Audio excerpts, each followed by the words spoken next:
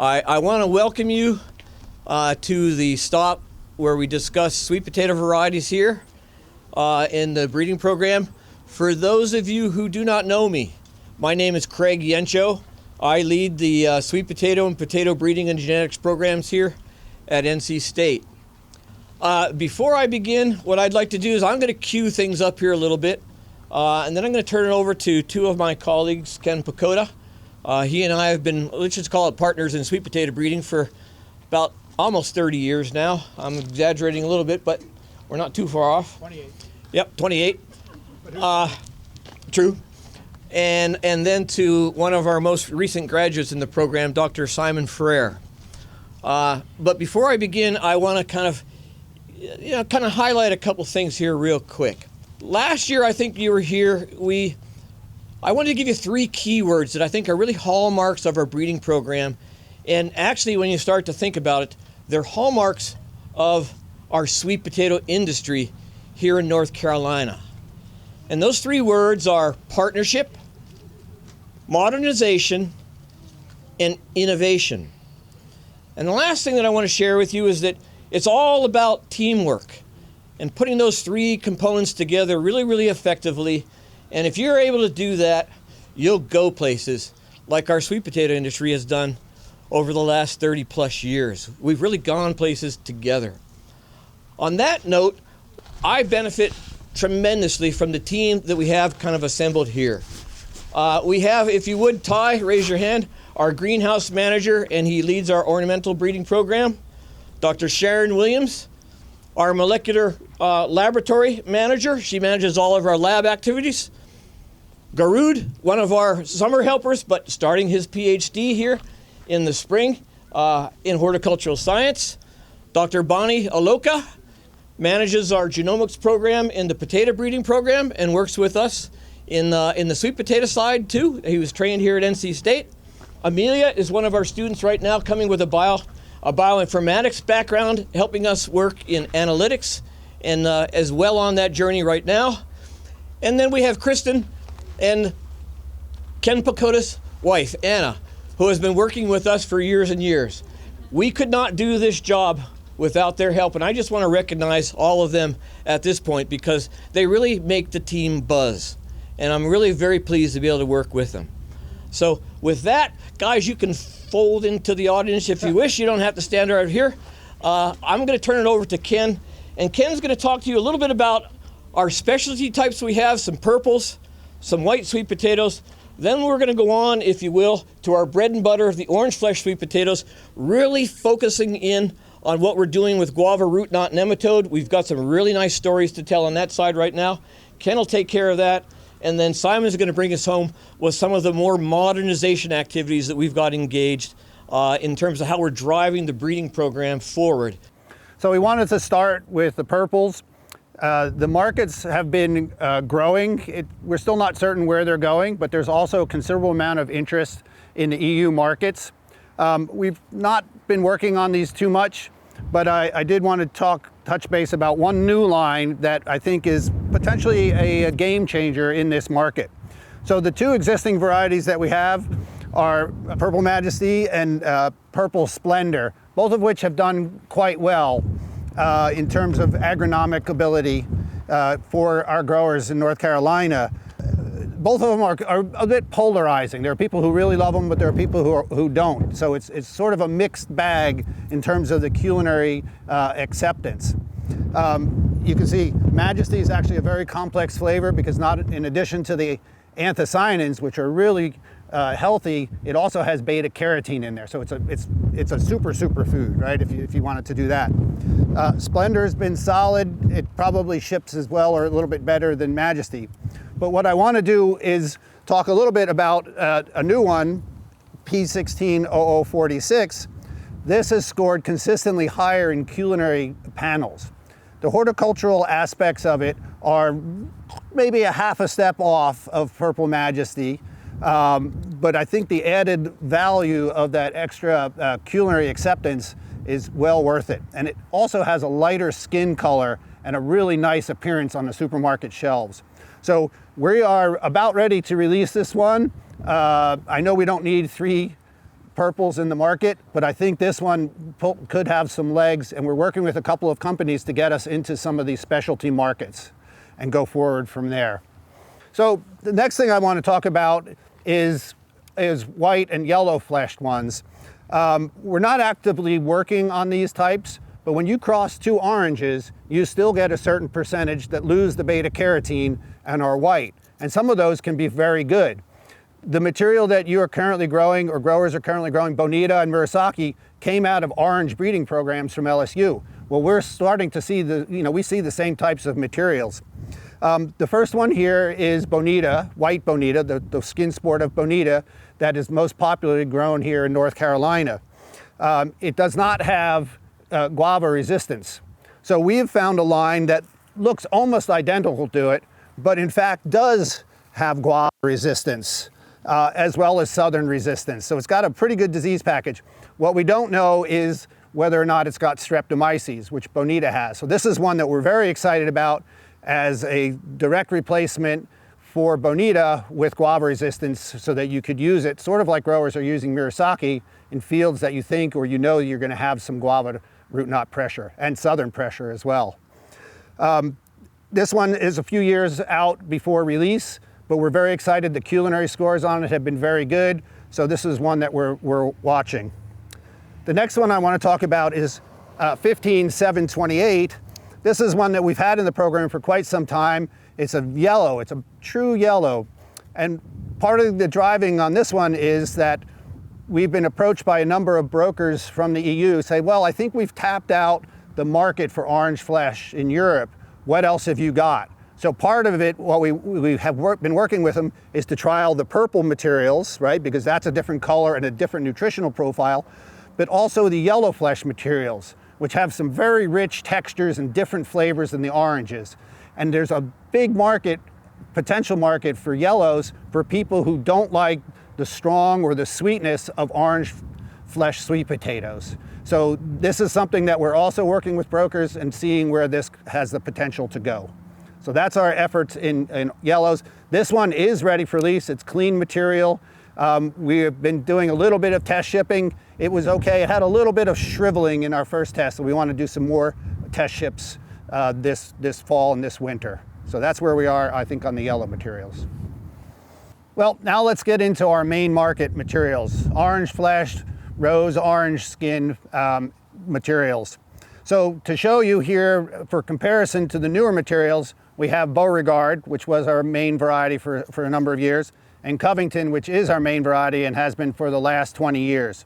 So they look pretty typical. Beauregard had quite a good season this year with the good rainfall, and it had good sizing and good shapes. Covington has been pretty solid again this year. Of course, things vary by location. So this is for comparison to newer materials coming out, so you can look at the shapes and the skin colors. The one I want to talk about first is actually a USDA line that's in the National Sweet Potato Collaborators Group Yield Trial. It's been in there 3 years, and it's going to actually be released by the USDA in a joint release with NCSU and Clemson as the variety called Brigade. This one, we've had it in our trials for 3 years, and it's been one of the top performers in that time period, and it's really done well. Good shapes, very consistent sizing, so high pack out of number ones, and very good yield. Its streptomyces resistance is excellent. Its fusarium is okay, but it does not have guava resistance. If flashback 10 years ago, this is one I would highly recommend looking at. You have to think about how important guava resistance is in your materials these days. A very good line to work with. The culinary attributes from Phil has been that it's very good. It does well in canning. It makes a good chip and a good French fry as well. So it has some breadth in there. Another line that's being released by the USDA is 05097. This is one that's being released for insect resistance primarily. It's got some latex issues, it has some shape issues and some yield issues. But the USDA is one of our key partners in bringing in new germplasm for insect resistance, which we continue to work on in addition to guava and all the other traits. And this has been something that we've actually improved in our program in collaboration with USDA. They work and they help us screen our materials, and they also release materials like this line with resistance, and then we try to put in the rest of the traits in there. So this will be a breeding line for us, but it's good to know, I wanted you to know how important that link with the USDA is for us. The next line I want to talk to you about is 09-1105. This one has a really big disease package: guava, southern, fusarium, and streptomyces. We had this as a potential release in 2015, 2016. We didn't release it because we didn't think it was that much better than Covington. Although the yield was a little higher, maybe it wasn't quite as consistent. But now that we've learned that it has guava resistance, its value has gone up considerably. So we wanted you to look at this and compare it to our Bow and Cov to see if this would be something that you could pack in the same package. It does, we've seen it enough now that we know some of its strengths and limitation. The yield is there. The shapes, it's a bit of a tight hill, so you'll have some asymmetrics, not unlike you'll see in a lot of Covington. The strength would be that it's guava resistant and you have the yield. The weakness is it's not a long-term storage clone. So this is something that after bedding, say April or May, you want to have all that material sold. So we see this more of a Band-Aid than a major replacement for Covington. But I think it can play that role very well. We've been very fortunate this year that we've had 2 very hot guava trials with growers. And when in those fields, it was night and day. We had 100% of Covington in one field with galls, and we could not find a gall on our resistant materials, this being one of them. So we feel that the role of genetic resistance in managing guava root knot is really, really an important part. It's not the only part. We're going to still need to rotate and do everything else, but I think it's going to play a major role in managing root knot nematodes. All right, so the next one I want to talk about is ML498. This comes out of actually a mapping population that Dr. Frere here was working on to figure out the inheritance and how do we manage the genes for guava resistance. That is one of the results, is we have one that sort of has a lot of good attributes. So this is another one that is guava, southern, fusarium, streptomyces resistance.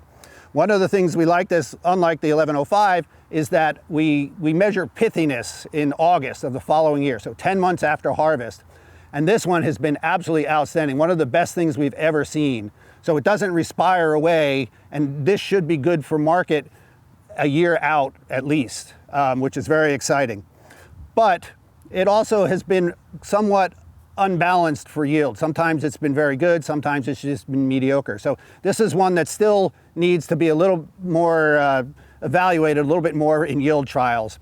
And we're also going to be working on some spacing and fertility studies to see if there's ways that we can optimize this. Part of this is now G5 stock, so you can take a look at the shapes. They're still holding up really nicely. We have clean stock with the micropropagation unit, and we will have some material available to growers for trialing next year under a materials transfer agreement. So talk to me or Craig if you're interested in getting a look at this. Now I want to move to 2 of our 2 third-year materials, which represent a whole shift in our population. 3 years ago, we had 1 guava-resistant material in our population. And now half of our thirds are resistant to guava root knot nematode. So we've really enhanced the population.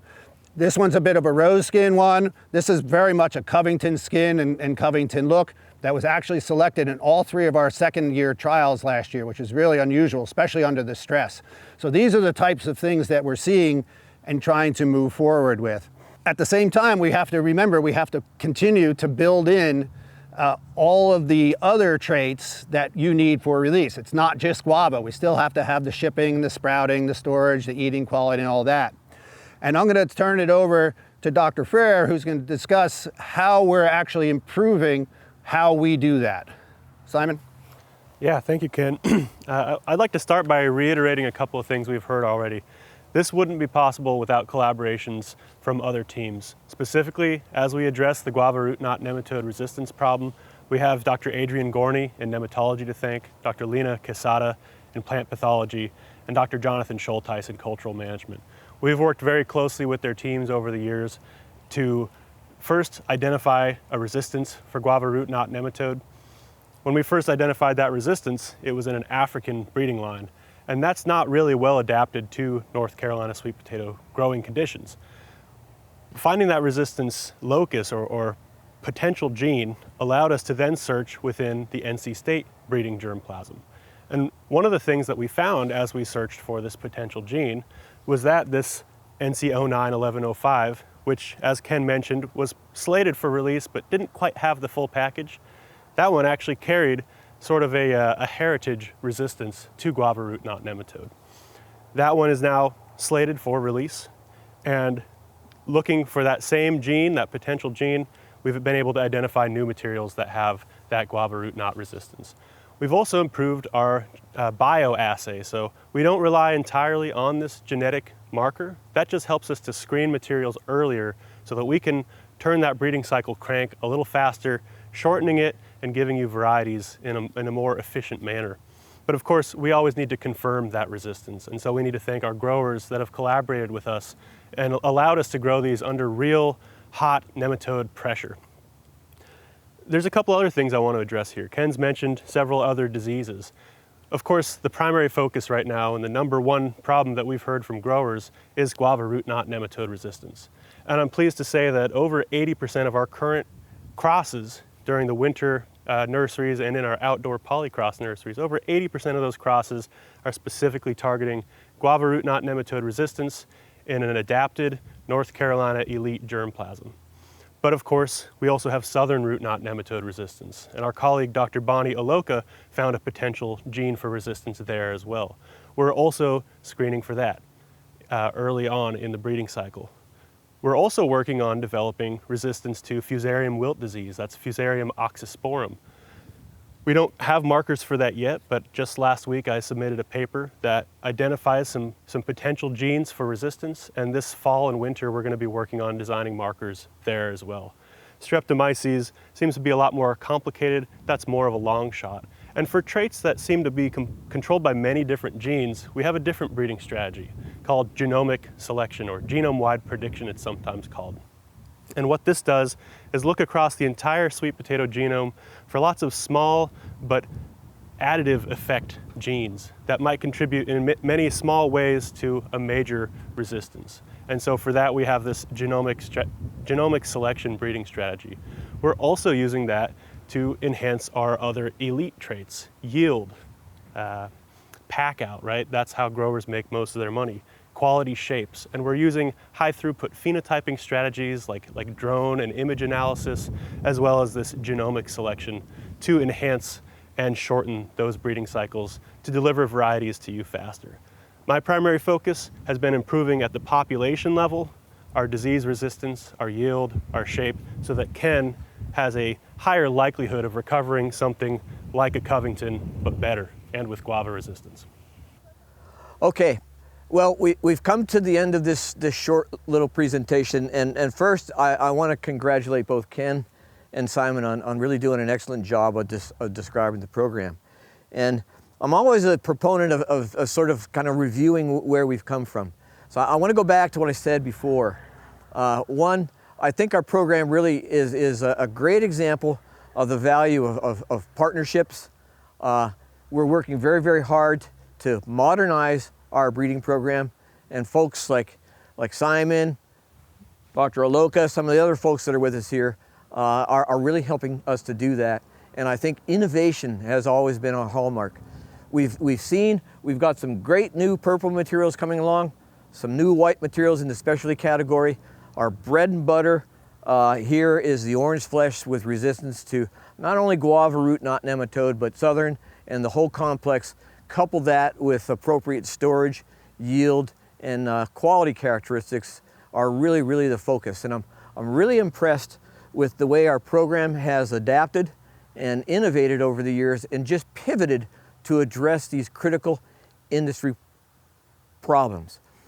And so what I'd like to leave on is this note here, is that one, I'm extremely thankful for all of the support that we received, both from our colleagues that we work with day in and day out, and from the industry that has supported our efforts year in and year out. For that, I'm extremely thankful.